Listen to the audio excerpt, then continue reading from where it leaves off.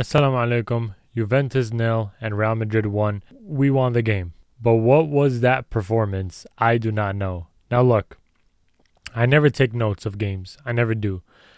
But what I did say is instead of me doing like research, right? Like getting stats and all that, whatever, whatnot, I don't think that really matters to when I'm doing a match reaction or a match review because that doesn't fully tell the story. Yeah, sure, I could guess Real Madrid probably had 70% of the ball possession. I didn't even look at the stats. They probably had 70, 75, whatever. That doesn't really matter. I decided to really actually take notes. I took notes. And the rating that I give Real Madrid, I'm going to always put it up here. I put 6 for this game. And probably should have been lower. But let's talk about it. I'm going to start out by talking about the first half. And I'm probably going to go in order, not go in order, right? So I might jump around between what they did good and what they did bad. Whatever it may be, I'm just going to go from the top to the bottom.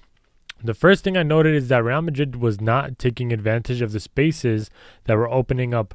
When there were 100% moments where Real Madrid were playing good ball, right? Not every single possession that they had was horrible.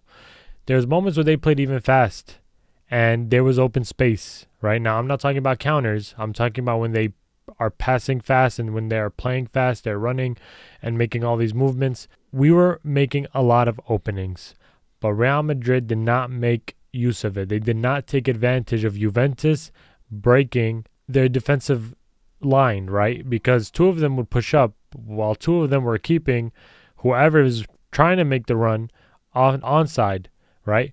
So they really didn't take advantage of that, and that really made me upset because seeing strikers and attackers like Mbappé, you also have Bellingham running into the box who also scored for us. You have Vinicius Jr., you have Brahim Diaz. They were not taking advantage of that, and that really puts a huge question mark on our attack. There were a lot of moments where we were slow. I'd say majority of the match, we were slow. And if you guys remember Ancelotti ball last season, you guys should remember the tactics that he would use when we have the ball, right? Where it goes from one side to the other side, one side to the other side, back and forth, and then you bring it back, and you try to switch the side. You literally see Ancelotti ball this game. We played slow, and we did not know how to cut through the middle. There was moments where I'd said miscommunication. Mbappé and Vinny, there was this one moment where they did not communicate at all. I don't know what that was, but not only in this Juventus game, it has happened before, all right? And we have to stop that. I don't know why there is still miscommunication if this is the second year Mbappe's on the team, right? And I'm not saying it's Vinny's fault. I'm not saying it's Mbappe's fault. Communication has to go smoothly in the game, right? Miscommunication also in the defensive and then the back line, right? We really looked confused out there. And yeah, Juventus played the hot-on ball today. I'm not going to lie, they did. They played a hot-on ball. They had 10 men in the box. But the thing is that if that's the solution to stopping Real Madrid, don't you think then any team that goes up against us really just found the solution there, right? If we can't score against teams or can't win against teams that do play these low blocks and do play the hot-on ball, don't you think that that's it? Like they found a solution to stopping Real Madrid's attack, and now they have to focus on how they're going to score on us because we did not look set. Now I get it. We had Carvajal, Trent, Huijsen not even included in the squad. They're trying to get ready for the El Clasico. I get it. But the thing is that just because we don't have our starters does not mean that we have to play bad. We have to play like we never touched a football in our life, right? Me as a fan, like I said, I'm not a professional. I'm not. I'm just a fan.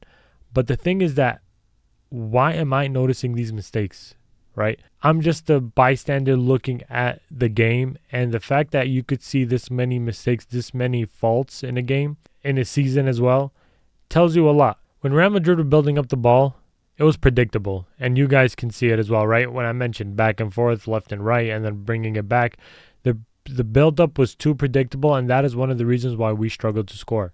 Because there was no creativity, and that is another point that I mentioned. We lack creativity, all right? And when I did mention creativity, I mentioned that Arda Güler was the only player creating these creative chances. It was Arda Güler.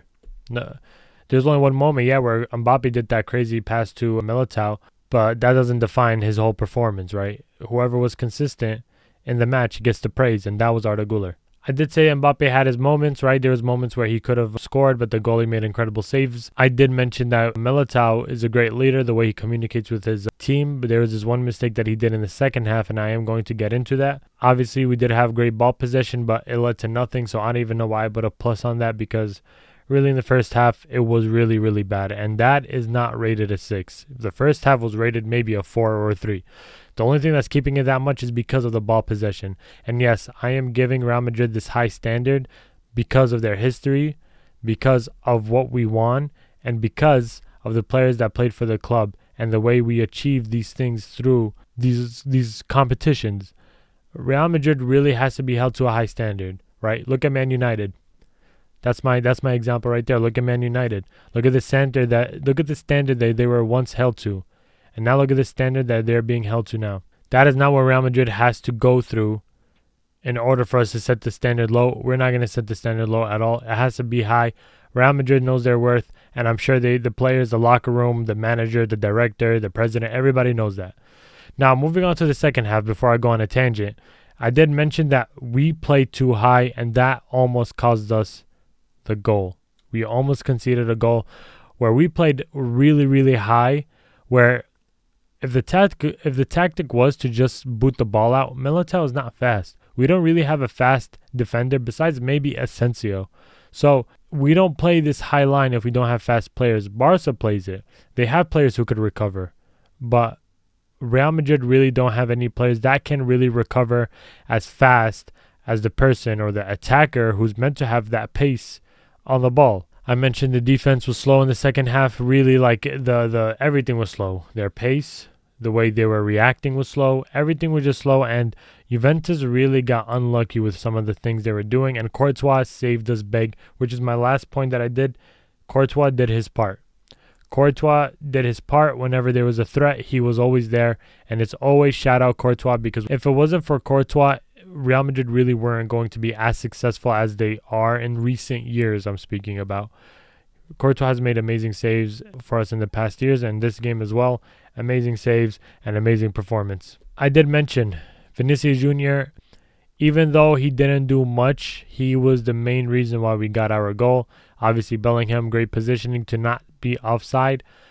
But Vinicius, I did mention that when he has that patience, it can lead to great things. So when he's not trying to be that predictable dribbler where he does the same thing over and over where everybody knows what he does, when he's patient, when he thinks, right, it could lead to great things. And that is one of the examples that we saw this game. Vinicius was patient on the ball. He didn't do his thing that he usually does, right, where he drags the player and the defender all the way to the edge of the box and then crosses it or passes it. It works sometimes, yeah, but sometimes it's good to be creative and try to do other things. Now, I'm not trying to tell him to play slow. I'm saying to be patient. There's a huge difference between playing slow and playing patient. I still want Real Madrid as a whole to play fast and have a fast tempo overall. Not the whole 90 minutes, but overall. He did sub out Arda Güler. I did put it as a question mark, because why would you sub out Arda Güler when he was the best player on the pitch? But then I thought about it. A Clásico's in a couple of days, so it makes sense why he subbed him off, to avoid injury, to avoid overload, to avoid bad stuff, right? So it makes sense. I'm going to remove that from my notes. I did mention that Brahim Diaz stayed on for way too long. I don't know if he's trying to rest Franco for the El Clásico, but Brahim Diaz really stayed on too long. Yeah, he had chances and then he had his moments in the game as well. But really, in my opinion, he did stay on for too long. There was moments where, like, the way he was, like, moving off the ball was not really the best. And I was just looking at him like, is he going to get taken off anytime soon? But he ended up getting subbed off, and I saw Franco play. And it was good. Franco, when he came on, really changed like a couple of things on the right side of the pitch. But yeah, Brahim Diaz, man, staying off for too long. I did say defense is shambolic. I'll let you put that. Look right here. No coordination. This defense had no coordination at all. They're missing Huijsen. They're missing Trent or Carvajal. They're missing the starters. However, Real Madrid really has to focus on that B team and on the C team, because there's going to be moments where we have to play with our rotatable or rotation players where they are going to have to perform for the starters, right? I hope that Xabi Alonso took notes of these. I hope that he's subscribed to the channel just like you are. And I hope that he keeps up because, hey, I might open up some eyes, like sometimes he might not see things that I see it. And maybe I get called up for the Real Madrid staff. So, you never know. You never know. Jude Bellingham, yes, he wasn't the best. He scored for us. Defensively, he is amazing.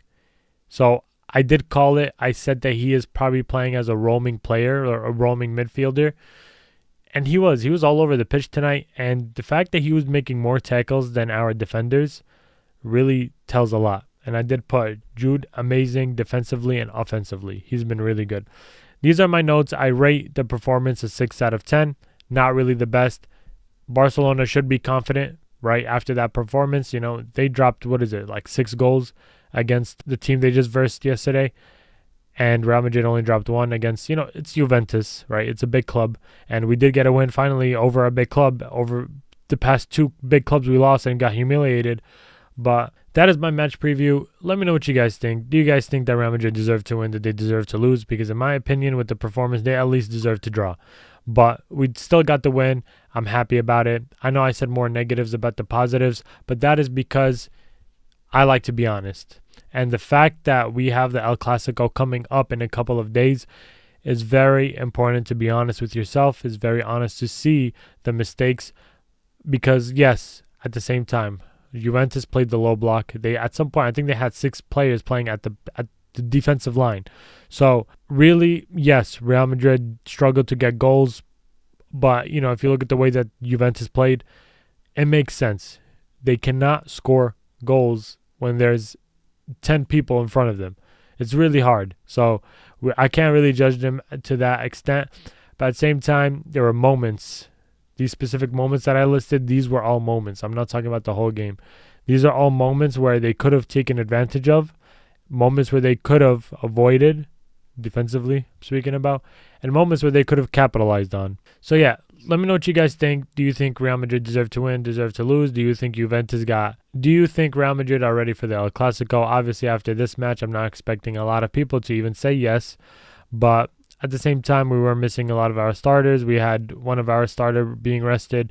Let me know what you guys are thinking about this match, and leave a like, comment, and subscribe if you are new. A lot of you guys are not subscribed, but subscribe. We're a small channel. I'm trying to grow, and I'm trying to increase my ball knowledge. But without the people to help me increase my ball knowledge, I won't be able to grow my ball knowledge. So make sure you subscribe and stay tuned for more. The next video is going to be the Barcelona and Real Madrid El Clasico match preview, the first one that I ever do, and I'm excited for that one. It's probably going to be like 30 minutes. I don't know. But yeah, until then, Assalamu alaikum.